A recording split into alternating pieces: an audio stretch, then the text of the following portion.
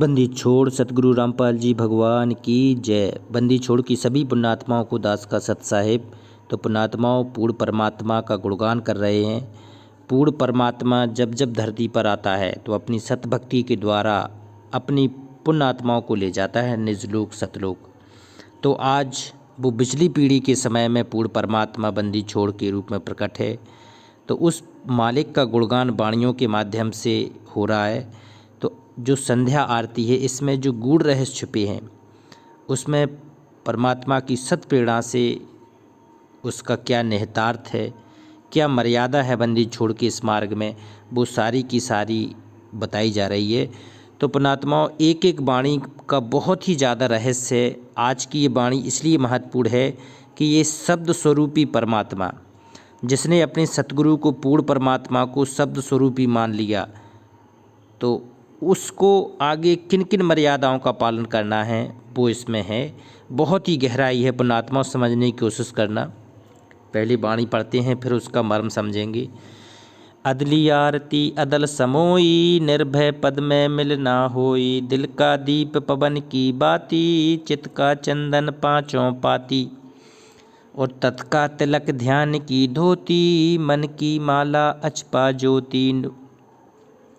नूर के दीप नूर के चौरा, नूर के पुष्प नूर के भौरा। नूर की झांझ नूर की झालर, नूर के शंख नूर की टालर। नूर की सौज नूर की सेवा, नूर के सेवक नूर के देवा। आदि पुरुष अदली अनुरागी, सुन संपट में सेवा लागी। खोजो कमल सुरत की डोरी, अगर दीप में खेलो होरी। निर्भय पद में निरत समानी, दास गरीब दरस दरबानी। तो ये पुण्यात्माओं ये गरीबदास जी महाराज की वाणी है। इन्होंने अपने परमात्मा जो कबीर साहब मिले थे वो स्वयं ही थे, तो उनकी याद में ये वाणी गाई है, जैसे हम लोग भी संध्या आरती में गाते हैं। तो एक एक वाणी का देखते हैं। अदली आरती अदल समोई। अदली का अर्थ होता है न्यायकारी, तो वो न्यायकारी परमात्मा है। अदली आरती जो न्यायकारी आरती स्तुति है, अदल समोई वो न्यायकारी कब हो जाएगी, जब आप उस पूर्ण परमात्मा को ध्यान लगाएंगे। देखो इसमें देखो 1 से 8 तक की वाणियाँ भी हो चुकी हैं संध्या आरती की। तो 1 से 8 तक परमेश्वर कबीर जी की अमृतमयी वाणी से है और परमात्मा से साक्षात्कार के पश्चात संत गरीबदास जी ने परमात्मा से प्राप्त तत्व ज्ञान को अपने शब्दों में बोला है। आरती नंबर 9 से 16 तक, आज से जो वाणी है इसमें 9 से 16 तक संत गरीबदास जी की अमृत वाणी है। 9 में कहा गया है कि अदली आरती, देखो आ गया अदली आरती मतलब अदली अर्थात निर्णायक, आरती स्तुति। अदल मतलब होता है वास्तविक न्यायपूर्ण, समोई अर्थात समझाई। आत्मा में समाधि डाल दी मतलब ऐसा ज्ञान पूर्ण परमात्मा ने दे दिया कि वो हृदय में रच गया, बस गया कि पूर्ण परमात्मा सतलोक में है और ये काल का जाल है। तो ये अदली आरती, असल अदली आरती अदल समोई और निर्भय पद में मिलना हुई। निर्भय पद क्या है, सतलोक। कहते हैं कि जब अदली आरती अदल समोई हृदय में हमारे समा गई तब निर्भय पद में मिलना हुई, तब सतलोक में हमारी सुरत नृत्य लग पाएगी।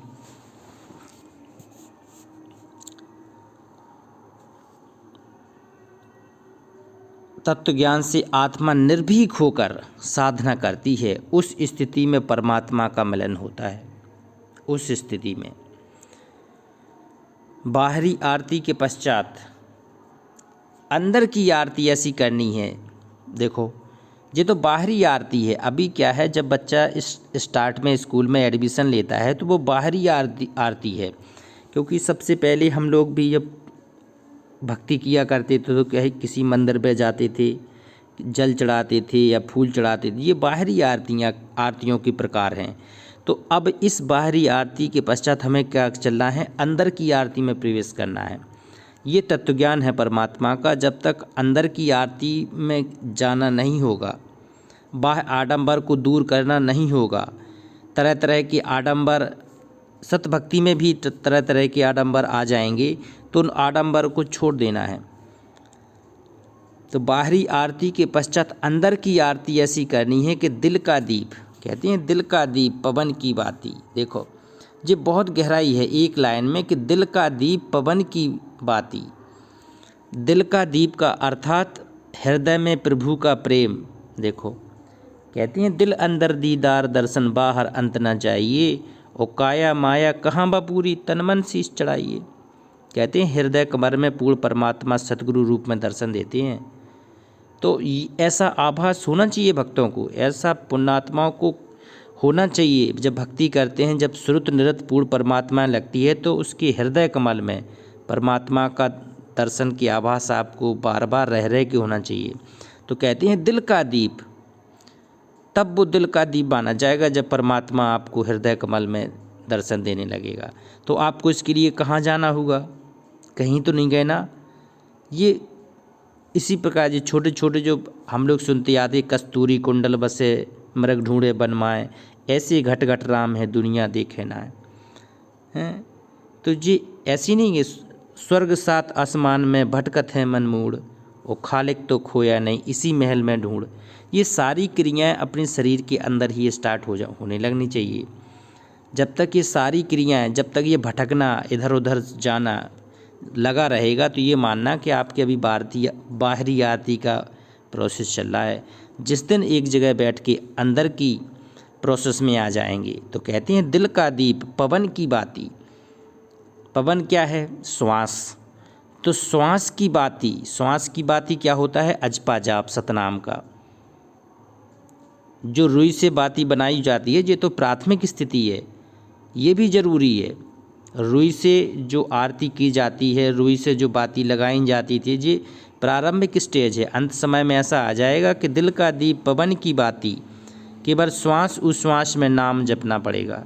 वृथा श्वास मत खो, और ना जाने इस श्वास का फिर आवन हो कि ना होए। तो ये बात की स्थिति है। मतलब कुछ ऐसी भी स्थिति बन सकती है कि सालों साल कई साल तक आपको मान लो ये दीपक जो बाहरी आडंबर होते हैं वो ना नसीब हो। बाहरी उसके लिए क्या क्या होता है? आपको रुई चाहिए होती है, शुद्ध घी चाहिए होता है, आरती, माचिस, प्रोसेस, मतलब आर्थिक चीज़ चाहिए होती है। बिना अर्थ के ये चीज़ नहीं हो पाएगी। तो कहीं ऐसा ना हो आप पुण्यात्मा दुखी मान जाएं, या दुख हो जाए कि हम अपना दीपक नहीं जला पा रहे हैं। या तो परमात्मा ने आपको उससे आगे की यात्रा में बताया कि दिल का दीप पवन की बाती। तो ऐसी स्थिति में आप शांत होकर परमात्मा को ध्यान करें, श्रुत निरत मन पवन पूरा परमात्मा में लगा दें। तो कहते हैं दिल का दीप पवन की बाती, वो पवन की जो सतनाम रूपी बाती है वो निरंतर चलनी नहीं है, उससे बड़ा फिर कुछ नहीं है, वो उससे बड़ा कोई बाती भी नहीं है। अर्थात श्वास से सतनाम का स्मरण करें। चित्त का देखो कहते हैं चित्त का चंदन पांचों बाती। चित्त का चंदन, चित्त कहाँ लगाना है? अपने सतलोक में लगाना है।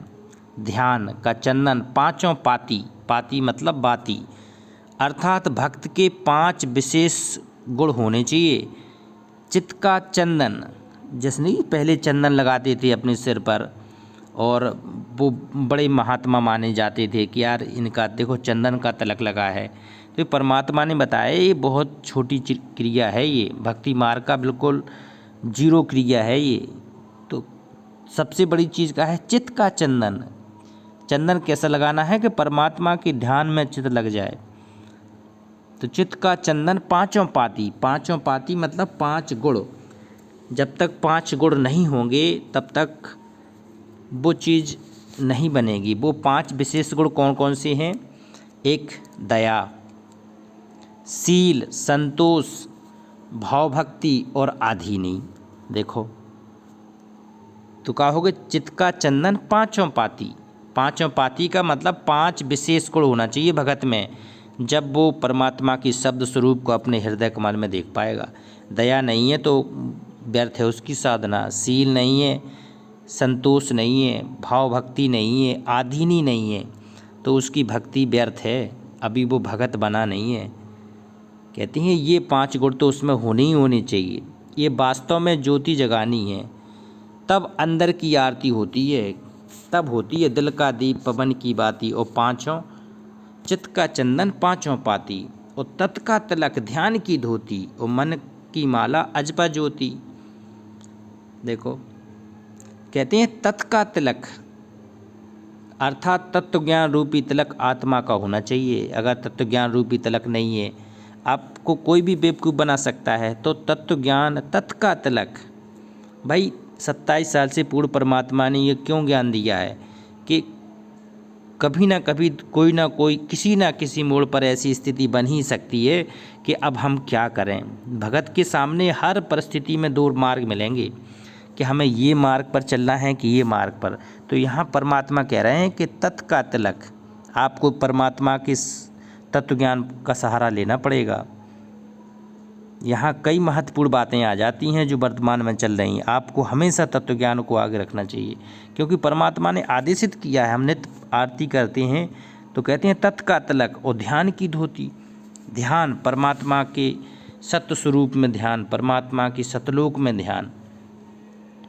तत् का तिलक आत्मा का होना चाहिए। देखो तत्व ज्ञान रूपी जो तिलक है वो आत्मा का होना चाहिए, और पल पल परमात्मा का ध्यान रहे। आ गया परमात्मा का इसमें कि तत् का तिलक और ध्यान की धोती। यहाँ देखो धोती से मतलब परमात्मा ने बताया है कि ये वस्त्र है ना, शरीर, ये धोती के समान है। अर्थात भक्त परमात्मा के ध्यान में लिप्त रहे, मन से जाप करे, यह वास्तविक माला है। और अजपा नाम जो श्वास उश्वास की अजपा ज्योति। देखो कहती हैं अजपा जाप। आ गया कहते हैं माला की कर सुमरनी, और कर अजपा का जात, और पूर्ण ब्रह्म का ध्यान धर फिर सो हम आपया। जी प्राथमिक स्थिति। इसके आगे का है कि जाप मरे अजपा मरे, अनहद ही मर जाए, और श्रुत समानी शब्द में ताको काल ना खाए। जी कबीर साहब के पुराने जो 12पंथी कबीरपंथी जी सब सुनाया करते थे, लेकिन जानता इसका मर्म कोई नहीं था। लेकिन आज पता चला कि मतलब ये सारे क्यों, कि जाप मरे मतलब इससे आगे बढ़ना है, फिर अजपा मरे मतलब अजपा के आगे की साधना करनी है, अनहद फिर उससे आगे, फिर लास्ट में क्या है कि श्रुत समानी शब्द में, शब्द क्या है परमात्मा का स्वरूप। तब कहते हैं उसको काल ना खाए। तो श्वास व श्वास से किया जाता है, वह आत्मा का प्रकाश ज्योति है, अर्थात उज्ज्वला है। अब देखो कितना क्लियर हो गया, इसका भाव कितना स्पष्ट है कि भगत कैसा होना चाहिए, जो श्रुत नृत्य मन पवन अपना परमात्मा के शब्द स्वरूप में लगाए, और हर पल उसको यही लगे कि हमें अपने निजलोक सतलोक जाना है। यहाँ की भौतिक क्रियाओं में उलझना नहीं है। अब देखो नूर के दीप नूर के चौरा, जी अभी वाणी जो पिछले नूर की आरती, तेज की आरती, नूर के दीप, ये सब हो गया है। तो वो कबीर साहब की वाणी थी, और ये संत गरीबदास जी महाराज की वाणी है। तो नूर के दीप नूर के चौरा, और नूर के पुष्प नूर के भौरा, नूर की झांझ नूर की झालर, नूर की शंख नूर की टालर, और नूर की सोज नूर की सेवा, नूर के सेवक नूर के देवा। देखो ये सब भारी हो गए। नूर के दीप नूर के चौरा, देखो ये दीप और चौरा, देखो ये तत्व ज्ञान में एक ही चीज़ है। जैसे परमात्मा का जो नूर है, तेज है, और जो उसका भगत है उसका भी तेज है, दोनों एक ही हैं। और नूर के पुष्प और नूर के भौरा, परमात्मा का ही तो पुष्प है, और जो परमात्मा के ऊपर आकर्षित हो रहा है भौरा भगत, उसका प्रिय चाहने वाला, वो भी उसी का अंश है। नूर की झांझ और झालर, ये भी परमात्मा के दोनों रूप हैं। और नूर के शंख और नूर की टालर, देखो मिले हुए शब्द हैं। नूर की सौज और नूर की सेवा, और नूर के सेवक और देवा, जी कितने मतलब पूरा पूर्ण परमात्मा के ही दो अंश हैं। हम लोग जीवात्मा हैं, वो परमात्मा हैं। लेकिन एक समय तो ऐसा आएगा कि जब दोनों एक होंगे, किसी का वर्तमान के जीवन में ही पूर्ण मुक्ति प्राप्त कर सकता है, किसी को कितने जीवन लगना है, क्योंकि ये सब परमात्मा का ही खेल है। मालिक को पता है कि किस जीवात्मा को कब पार करनी है। तो नूर के सेवक और नूर के देवा, आदि पुरुष अदली अनुरागी, सुन संपट में सेवा लागी। आदि पुरुष कहते हैं वो आदि पुरुष पूर्ण परमात्मा कबीर साहब। देखो देखो, आदि पुरुष यानी सनातन परमात्मा, आदि पुरुष अदली अनुरागी, अदली मतलब न्यायकारी। वो पूर्ण परमात्मा जो आज वर्तमान में प्रकट है, वो सबसे बड़ा न्यायकारी है। वो सबका न्याय करेगा, भक्तों का करेगा, भक्तों के साथ साथ सभी का करेगा। तो आदि पुरुष अदली अनुरागी, अनुरागी का अर्थ होता है अच्छी आत्माओं के अनुराग। देखो, अनुरागी किसको कहा गया है? अनुरागी कहा गया है पूर्ण परमात्मा कबीर साहब को। आज बंदी छोड़ सतगुरु रामपाल जी भगवान अनुरागी हैं। पूर्ण परमात्मा को ही अनुरागी कहा गया है, क्योंकि वो अपने प्रेम में, अपने पुण्यात्माओं के प्रेम में, कहते हैं एक युग युग तक रह जाता है परमात्मा किसी एक एक पुण्यात्माओं को निकालने के लिए। तो कहते हैं अच्छी आत्माओं के अनुराग मोह के कारण यहाँ आता है, इसलिए उसे अनुरागी कहा है। आपकी साधना सेवा सुन संपट आकाश मंगल में ध्यान करके की जाती है। कहते हैं आदि पुरुष वो पूर्ण परमात्मा, अदली अनुरागी वो न्यायकारी परमात्मा है, जो हम लोगों के लिए आज बंदी छोड़ यहाँ आए हैं। कहते हैं सतगुरु रूप में प्रकट पूर्ण परमात्मा ही हम लोगों को लेने के लिए आते हैं। तो बंदी छोड़ रामपाल जी भगवान ही वो पूर्ण परमात्मा हैं, वो अनुरागी हैं, जो कहते हैं गोता मारूं स्वर्ग में जा बैठूं पाताल, और गरीब दास ढूंढता फिरूं अपने हीरे मोती लाल। तो वो पूर्ण परमात्मा हम लोगों को ढूंढ रहा है, एक एक जीव के लिए कितना संघर्ष कर रहा है, और वो काल हर उस जीव को जो साधना में आगे बढ़ने लगता है उसको नीचे खींच तक कोशिश करता है किसी तरह इसको गिरा दूं, और सफल भी हो रहा है। वर्तमान की परिस्थिति ऐसी है कि जो पुण्यात्मा साधना पथ पे आगे बढ़ रही हैं वो नीचे बहुत जल्दी गिर रही हैं। तो उन्हें इस तत्वज्ञान की सहारा लेने के बाद संभलने की ज़रूरत है। तो कहते हैं आपकी साधना सुन आदि अनुरागी, और आपकी साधना सेवा सुन मंडल आकाश मंडल में ध्यान करके की जाती है।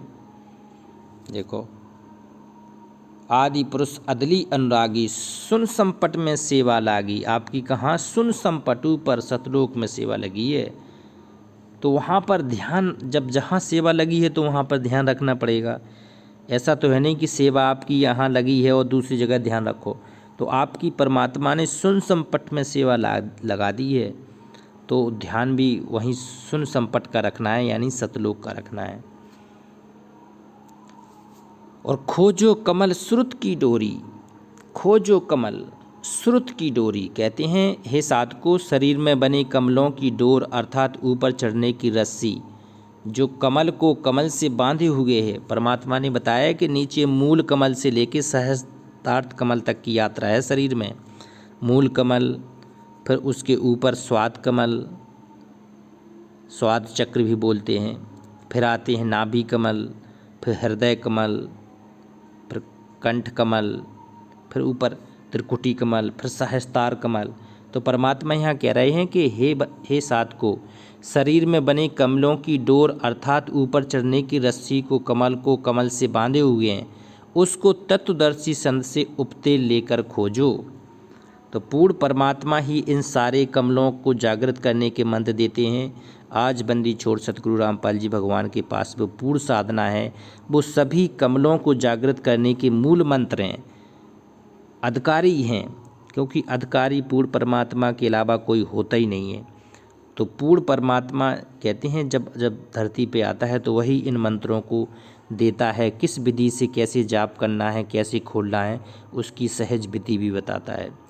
तो कहते हैं उसको तत्वदर्शी संत से उपदेश लेकर खोजो और श्रुत अर्थात ध्यान से उसकी साधना करो। कहते हैं खोजो कमल श्रुत की डोरी और अगर दीप में खेलो होरी। अगर दीप होती है आगे वाले स्थान सतलोक, अगर दीप को कहते हैं सतलोक। फिर कहते हैं कि जब आप इस लेवल की साधना करेंगे तो अगर दीप में खेलो होरी, जब आप सतलोक में चले जाए तो कहते कर नैनो दीदार महल में प्यारा है। हंसा करत चोर सुर भूपा, वो सतपुरुष दरबारा है। जो पूर्ण परमात्मा के दरबार में पहुंच जाओगे तो सारी सुख सुविधाएं पूर्ण परमात्मा के भंडार हैं। फिर तो वहाँ तो कहती हैं वहाँ पर असली होली खेलना है, खुशी मनाना है। अर्थात सच्ची खुशी कहाँ मिलेगी? सतलोक में।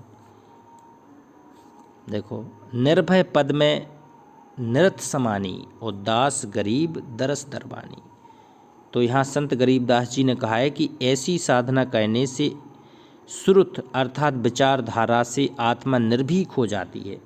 जब ये सारे सूत्र सारी मर्यादाएं जब लागू की जाती हैं तो आत्मा निर्भीक होकर कहाँ लग जाएगी? सतलोक में। फिर उसको यहाँ की सांसारिक क्रियाओं के, सांसारिक दाव पैंच के, सांसारिक माया जाल का प्रभाव कम या ख़त्म हो जाता है उसके ऊपर। तो कहते साधना करने से श्रुत अर्थात विचारधारा से आत्मा निर्भीक हो गई। फिर दरबानी अर्थात अपने सतलोक स्थान के दरबार में बैठे परमेश्वर के दर्शन हुए। देखो तब होते हैं जब इतने सारे कुछ। फिर दरबानी अर्थात अपने सतलोक स्थान के दरबार में बैठे परमेश्वर के दर्शन हो गए। तो कहते हैं परमात्मा जी सारी चक्रों को जागृत करता होगा, आपको इसी जीवन में शरीर में रहते सहते ही वो दर्शन करा देता है। सतलोक में बैठे सिंहासन पर पूर्ण परमात्मा सतगुरु रूप में विराजमान है। तो कहते हैं कि खोजो कमल श्रुत की डोरी और अगर दीप में खेलो होरी। निर्भय पद में निरत समानी, निर्भय पद वो सतलोक में जब तक श्रुत निरत नहीं समाएगी फिर दास गरीब दरस दरबानी, तब तक वो परमात्मा आपको दर्शन देगा ही नहीं। तो सबसे ज़्यादा है कि श्रुत निरत कैसी भी स्थिति हो, वर्तमान में कैसी भी स्थिति हो, लेकिन परमात्मा में ध्यान जरूर लगाना है। ये बहुत बड़ी बात है। परमात्मा धीरे धीरे रे मना धीरे सब कुछ होए और माली सींचे सौ घड़ा ऋतु आय फल होए। जब धीरे धीरे ये भक्ति मार्ग आगे बढ़ोगे, धीरे धीरे एक एक कदम भक्ति मार्ग में आगे बढ़ोगे तो एक दिन निश्चित ही आपकी श्रुत भी लगेगी, नृत्य भी लगेगी, मन पवन आपका सभी सतलोक जाने के लिए समर्पित हो जाएगा। तो वो पूर्ण परमात्मा निश्चित ही अपने निज लोक ले जा पाएगा। तो आपको बिल्कुल समर्पण तन मन धन से समर्पण करना है। विश्वास रखना है कि वास्तव में सतगुरु रूप में ही पूर्ण परमात्मा है और ये युगों युगों के असंख्य कल्प युगों के भक्ति संस्कार के कारण हमें पूर्ण परमात्मा मिले हैं। तो ऐसे अहोभाग हमारे कि परमात्मा स्वयं आकर हमें संभालने आए हैं। तो एक बार जयकारा लगाते हैं। बंदी छोड़ सतगुरु रामपाल जी भगवान की जय। सत साहेब।